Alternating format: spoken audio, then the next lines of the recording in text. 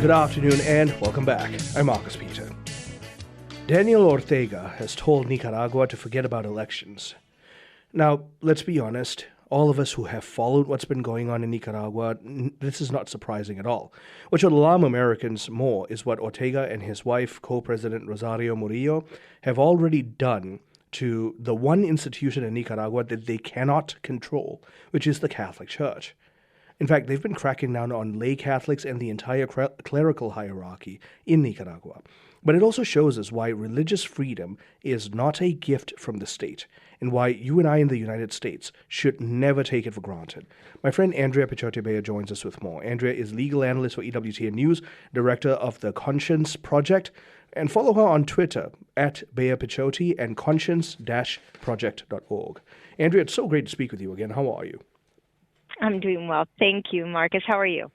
I am well.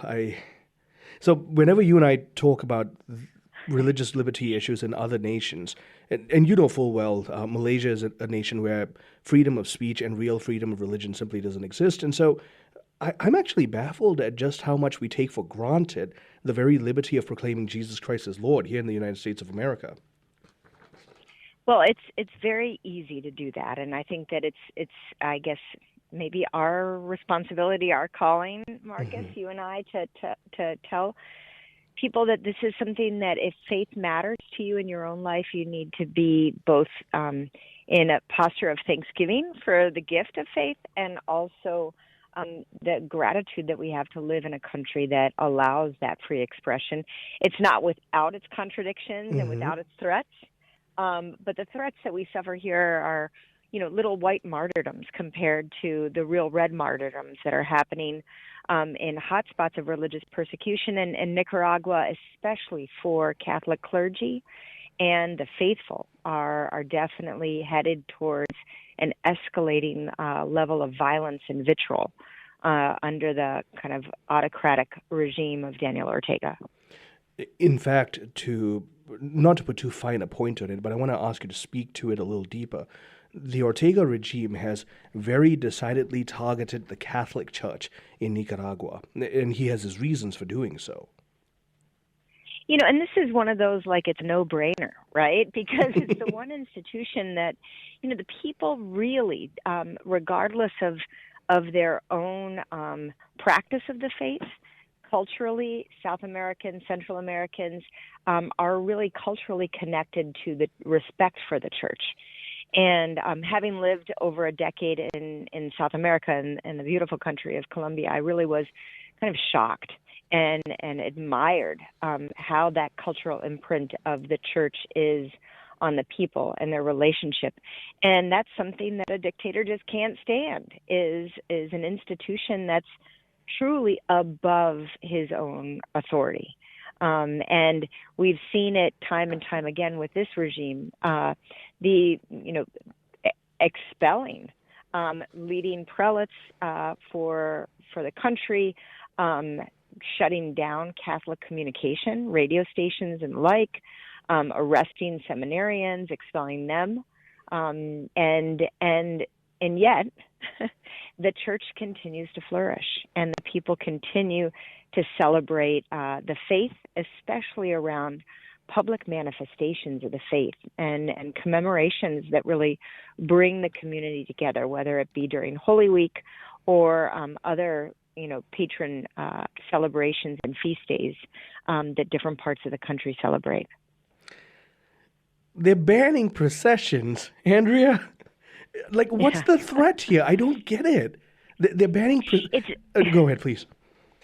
No. I mean, and again, of course they're banning processions, right? They're banning processions because that would bring people together, right? And when you're dealing with a bully, what they want to try to do is isolate. They want to, place fear, terrorize people, make them feel that they're alone. Oftentimes pit neighbor against neighbor. Yeah. The communal expression of the faith is kind of ennobling, empowering. I hate the word empower, but it brings people together and they realize that whose team they're playing on. They're not playing on Daniel Ortega's team. They're playing on the team of our Lord Jesus Christ. And he didn't promise that this was going to be easy, but he did promise his protecting care. This is so akin to what you and I talked about pertaining to the CCP and their overt attempts to sinicize, in air quotes, the expression of the Catholic faith in China. Absolutely. And Ortega's a rascal of his own. Several years ago, he, claimed a great conversion. Yeah. And that he, found his faith, his Catholic faith, and he really did make some very strong pronouncements, good ones, in favor of life.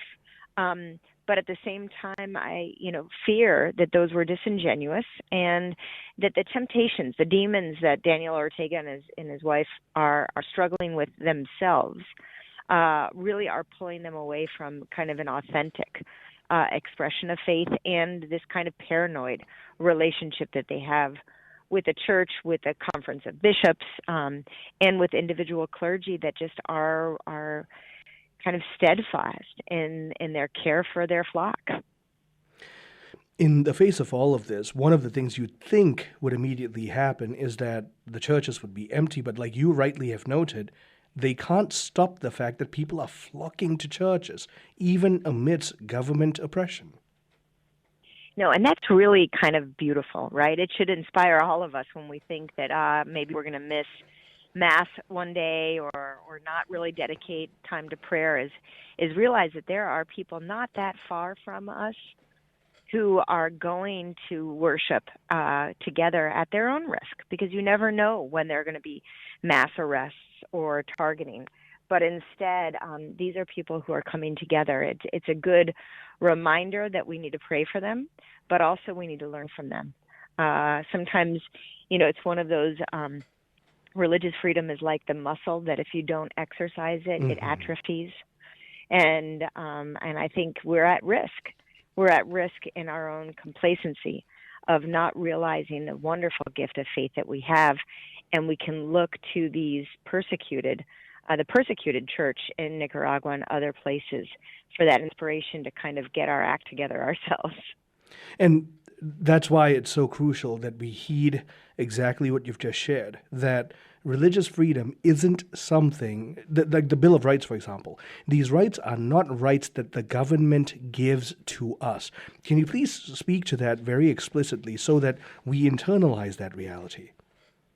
Yeah, I think the church does a great job in the Declaration on Religious Freedom, Dignitatis Humanae, explaining that it's kind of innate in our human nature to seek out a relationship with the Creator, right? That's a relationship that is a creature and creator, right? The son and daughter and the Father, right? And this is a unique relationship, and especially for us as Christians and as Catholics, we become through divine filiation, children of a loving God. And so that's something that's almost, it's supernatural, right? It's above the positive law. It's above whether the state decides to recognize it or not. Now, obviously, the state should recognize it.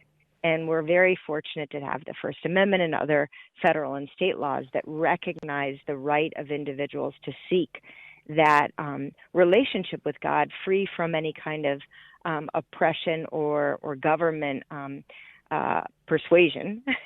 But it's very interesting. Oftentimes, governments like Ortega's Nicaragua, or as you mentioned before, China's CCP, are trying to flip that relationship on its head and say, no, it's actually the state that is the arbiter of the relationship, and that's just not true.